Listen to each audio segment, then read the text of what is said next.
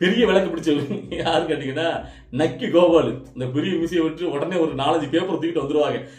விஜய்க்கு ஒண்ணா மட்டும் ஏன் இவங்களா இப்படிலாம் பண்றாங்கன்னு கேட்டீங்கன்னா, விஜய விமர்சிக்கணும், விஜய நெகட்டிவா போட்டுட்டா உங்களோட மெயின் டார்கெட். ஏன்னா திமுகவுக்கு பெரிய எதிரி. திமுகவுன்னு நம்ம பூசி முழுகாம உதயநிதி ஸ்டாலினுக்கு வருங்காலத்துல மிக முக்கியமான எதிரியா திகழ போறது விஜய் அவர்கள் தான்.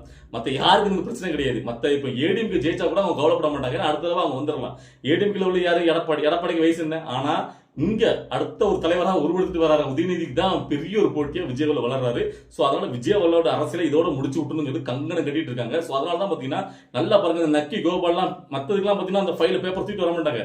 நான் கேட்கிறேன், இப்போ இதே இந்த 2.5 வயது பெண் குழந்தைக்கு நடந்துக்கிற அதை பத்தி நீ ஒரு ஃபைல் எடுத்துட்டு நக்கி கோபால் அப்படியே எடுத்து வரலாம்ல, இந்த இடத்துல பேச மாட்டாங்க. ஏன்னு கேட்டீங்கன்னா அதெல்லாம் வந்து பாத்தீங்கன்னா ஒரு மக்கள் பிரச்சனை கிடையாது.